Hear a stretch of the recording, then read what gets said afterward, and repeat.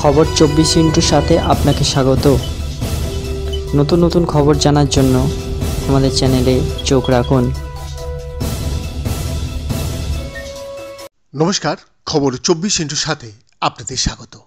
হ্যাঁ, ধূমপান জানিয়ে আমাদের দেশে নয় সারা বিশ্ব জুড়ে চলছে এর বিরুদ্ধে অভিযান। এরই মাঝে একটা ভীষণ ভালো খবর আপনাদের উদ্দেশ্যে আমরা আজকে এই প্রতিবেদন রাখছি। NEJM এভিডেন্সে প্রকাশিত গবেষণায় দেখা গেছে যে ধূমপায়ীরা 40 বছর বয়সের আগে ধূমপান ছেড়ে দেন, তারা প্রায় ততদিন বেঁচে থাকার আশা করতে পারেন যারা কখনো ধূমপান করেননি। যারা যে কোনো বয়সে ত্যাগ করেন তারা ধূমপান ছাড়ার 10 বছর পরে বেঁচে থাকার কাছাকাছি ফিরে আসেন এবং প্রায় অর্ধেক সুবিধা মাত্র 3 বছরের মধ্যে ঘটে। মৃত্যুর ঝুঁকি কমাতে ধূমপান ত্যাগ করা হাস্যকরভাবে কার্যকর। সত্যিই তাই। এবং লোকেরা এই পুরস্কারগুলি উল্লেখযোগ্যভাবে দ্রুত কাটাতে পারে বলেছেন প্রভাত ঝা, ইউএর Dalla Lana school of public health and Temerty faculty of মেডিসিনের অধ্যাপক, যিনি এর নির্বাহী পরিচালক। ইউনিটি হেলথ টরন্টোতে বিশ্ব স্বাস্থ্য গবেষণার কেন্দ্র থেকে এটা বলা হচ্ছে।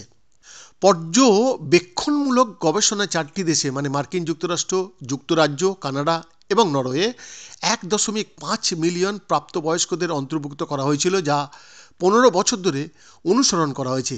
যারা কখনো ধূমপান করেননি তাদের তুলনায় 40 থেকে 79 বছর বয়সী ধূমপায়ীদের মৃত্যুর ঝুঁকি প্রায় 3 গুণ ছিল, যার মানে গড়ে তারা 12 থেকে 13 বছর জীবন হারিয়েছে। প্রাক্তন ধূমপায়ীরা কখনো ধূমপায়ীদের তুলনায় তাদের মৃত্যুর ঝুঁকি 1.3 গুণ কমিয়েছে। যে কোনো বয়সে ধূমপান বন্ধ করা দীর্ঘকাল বেঁচে থাকার সাথে যুক্ত ছিল, এমনকি যারা 3 বছরের কম সময়ের জন্য ছেড়ে দেয় তাদের আয়ু 6 বছর পর্যন্ত বৃদ্ধি পেয়েছে। অনেকে মনে করেন ধূমপান ছেড়ে দিতে দেরি হয়ে গেছে, বিশেষ করে মধ্য বয়সে। যা বলেন, কিন্তু এই ফলাফলগুলি সেই চিন্তাধারার বিরুদ্ধে দাঁড়ায়। এটি কখনো খুব বেশি দেরি নয়, প্রভাব দ্রুত হয় এবং আপনি বড় রোগের ঝুঁকি কমাতে পারেন, যার অর্থ দীর্ঘতর এবং উন্নত মানের জীবন। গবেষকরা দেখেছেন যে ধূমপান ত্যাগ করা বিশেষ করে ভাস্কুলার ডিজিজ এবং ক্যান্সার থেকে মৃত্যুর ঝুঁকি হ্রাস করে।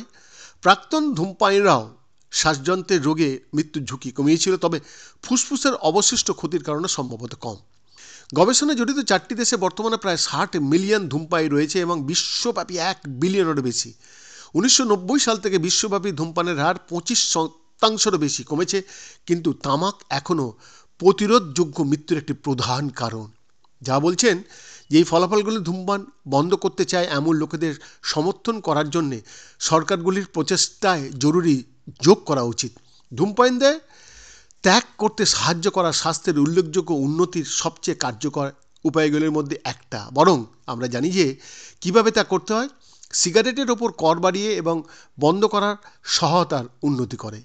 সিগারেটের ওপর ফেডারেল আবগারি কর বৃদ্ধির জন্য কানাডা দীর্ঘদিন ধরে মুখিয়ে আছে এবং অন্যান্য অনেক দেশ কর বাড়িয়ে ধূমপানের হার কমানোর চেষ্টা করছেন।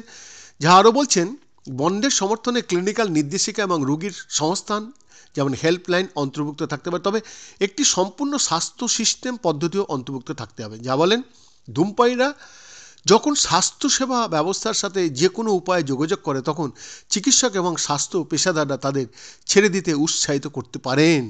ত্যাগ করাটা কত ভালো কাজ তা নির্দেশ করে। যা হলো বলেন এটি উদ্বেগের সাথে করা যেতে পারে এবং বিচার বা কলঙ্ক ছাড়াই স্বীকার করে যে সিগারেটগুলি অত্যন্ত আসক্তির জন্য তৈরি করা হয়েছে। বৈদ্যনাথ দাসের রিপোর্ট, খবর 24/7।